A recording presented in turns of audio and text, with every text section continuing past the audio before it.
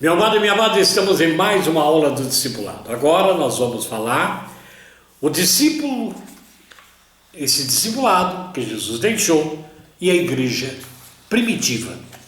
A igreja primitiva era a igreja de profunda fé, alegria, testemunho. Eles, quando iam alguém preso como Pedro foi, eles se alegravam pelo poder de nosso Senhor e oravam muito.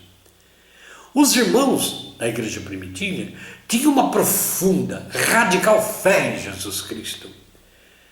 Como é que a igreja primitiva os ajudava a continuar no caminho?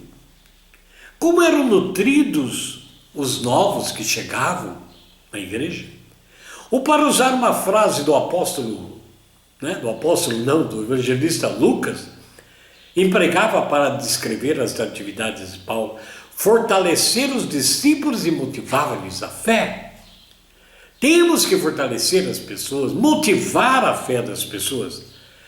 Muita dessa atividade de formação de discípulos, amados, naquele tempo, teria feito corpo a corpo. Nós já aprendemos com alguns papas que muitas vezes, ao pé do vidro, a gente faz mais discípulos do que grandes concentrações, que se perde muito.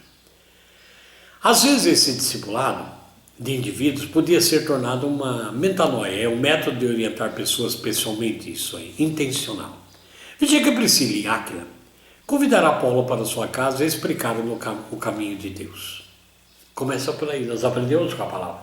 Paulo, apesar das suas responsabilidades maiores, pode ter achado tempo para fazer. Ele fala ir de casa em casa, está em Éfeso.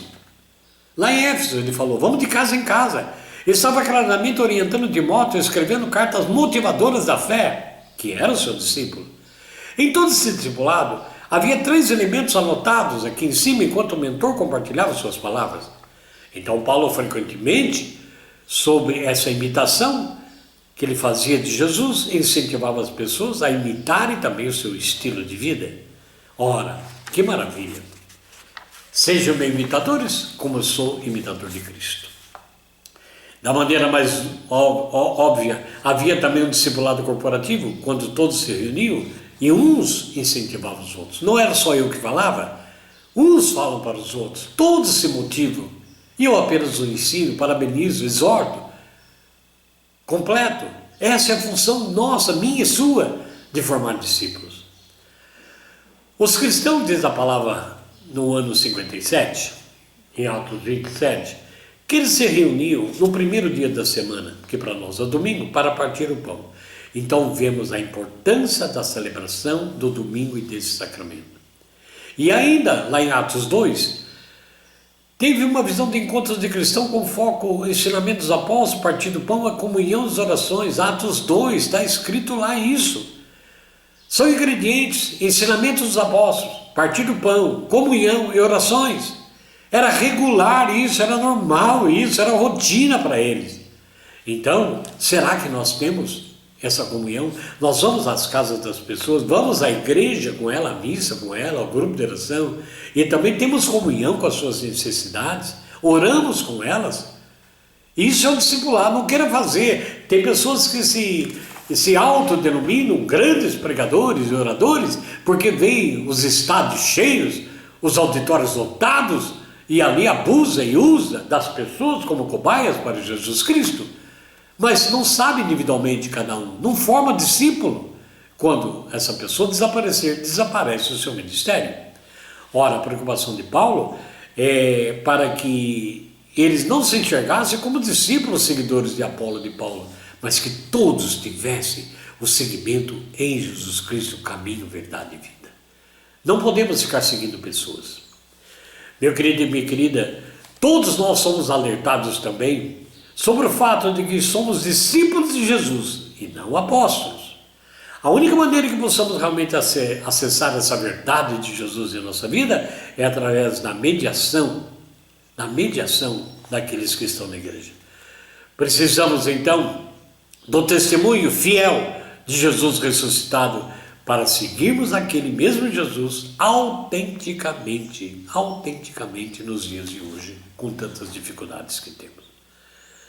Essa prática semanal, para eles, que está em Atos 2, era fundamental e essencial para incentivar o discípulo fiel.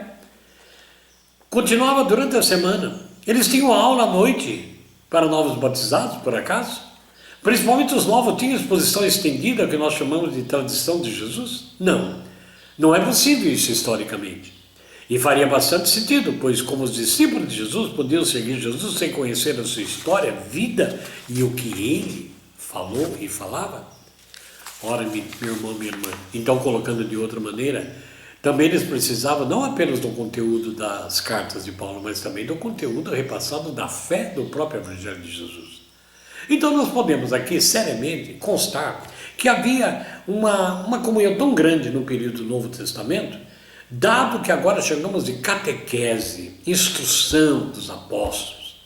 Lucas ensinou um fenômeno quando ele fala que Apolo foi instruído no caminho do Senhor e que Teófilo, quem era dedicado, poderia conhecer verdade sobre as coisas as quais foi instruído, todos foram discípulos de alguém. Ora, esta instrução foi dada e focada apenas na doutrina? Claro que não. Claro que não. As palavras firmes de Paulo em Éfeso 4 deixam bem claro que essa catequese teria envolvido questões de ética, moral, de estilo cristão. Mas não foi essa maneira de viver que eles aprenderam como seguidores de Jesus. Com certeza eles ouviram falar dele e como seguidores aprenderam a verdade que está em Jesus. Jesus é a verdade. Portanto, abandonaram a velha natureza, ao velho homem, para se fazerem novas criaturas, novos homens.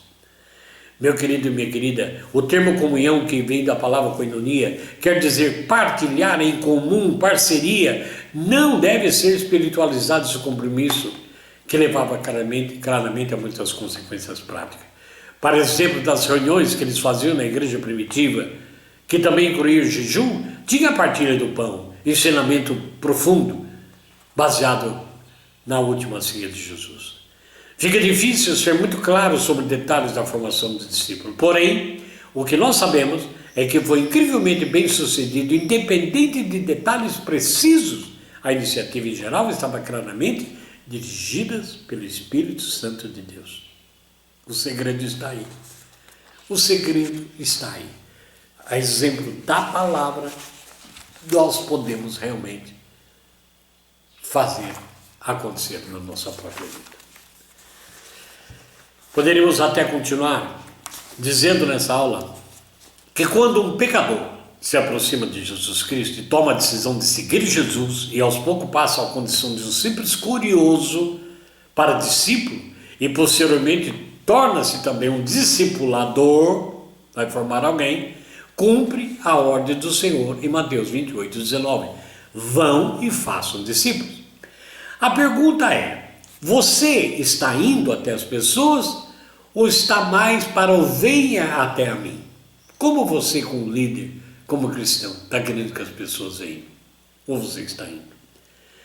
Você está cumprindo o seu id ou apenas esperando que os perdidos, os necessitados venham até você, se quiserem? A pessoa vem para a igreja, cumpre a sua obrigação de estar presente nas programações, ela paga o dízimo, todo mundo pensa que ela é uma cristã de verdade. Na verdade, ela não passa de membro da igreja, só membro da igreja. Não foram membros da igreja que continuaram a missão de Jesus, mas discípulos de Jesus, totalmente comprometidos com a visão de Deus em proclamar o Evangelho e morrer por essa causa. Uma pergunta-chave precisa ser feita: como podemos sair da condição de membros da igreja e nos tornar discípulos, verdadeiramente discipuladores também? Devemos entender, amados, que esse processo de formação de um discípulo e de um discipulador é lento, não corre por um decreto, não corre por uma apostila, não corre por uma imposição de alguém, seja ela quem for. Também não nos tornamos discípulos e discipuladores de novos discípulos porque fizemos um seminário, porque lemos 1 ou 2 livros, ouvimos tal palestra. Não, isso não nos torna discípulos nem discipuladores.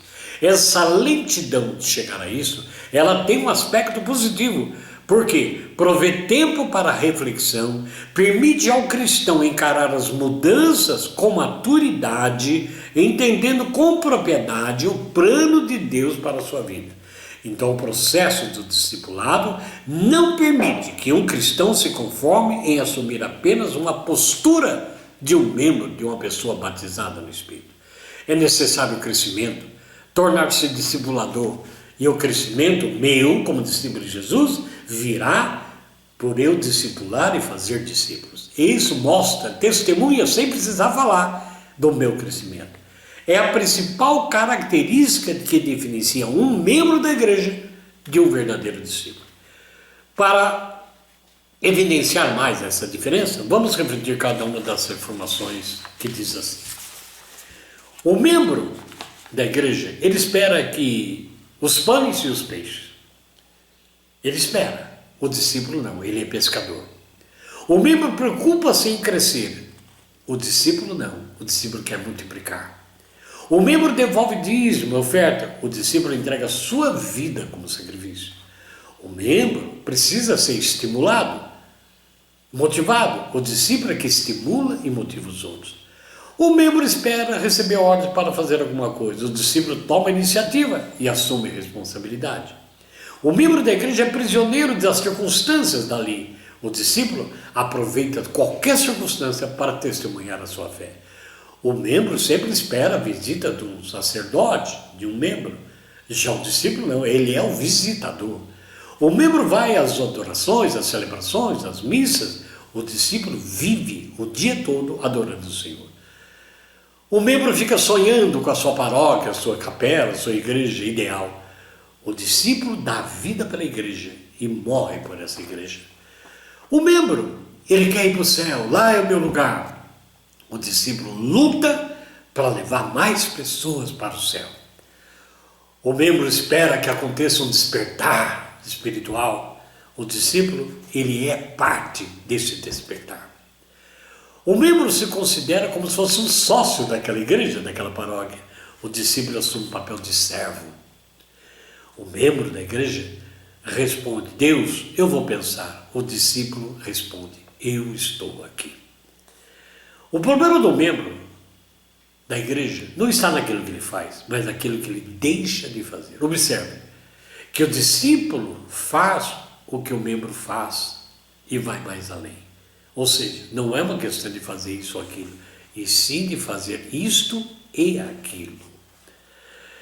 Vamos fazer a nossa reflexão para que a gente possa sair da situação de membro da igreja para um discípulo verdadeiramente de Jesus na igreja. Meu amado e minha amada, essas foram as aulas da primeira parte. Nós voltaremos para uma segunda parte desse discipulado, aprofundando na maturidade que deve ter o discípulo, como nós podemos formar discípulos, e também as características do verdadeiro discípulo, a identidade também, que está muito ligada à característica, e aquilo que é, o que é ser e o que não é ser discípulo, para chegarmos então ao final de tudo isso, à igreja de nosso Senhor Jesus Cristo, como diz, projeto do Ide e anunciai a igreja em saída.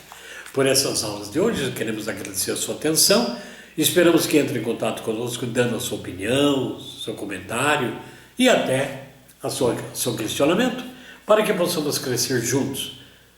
Eu preciso que vocês me formem e preciso também cumprir essa formação com cada um de vocês. Tudo isso nós fazemos pela graça e na graça de nosso Senhor Jesus Cristo, pedindo as bênçãos por intercessão de Nossa Senhora, em nome do Pai, do Filho e do Espírito Santo. Amém. Um bom proveito para você e até a segunda parte desse projeto. Amém.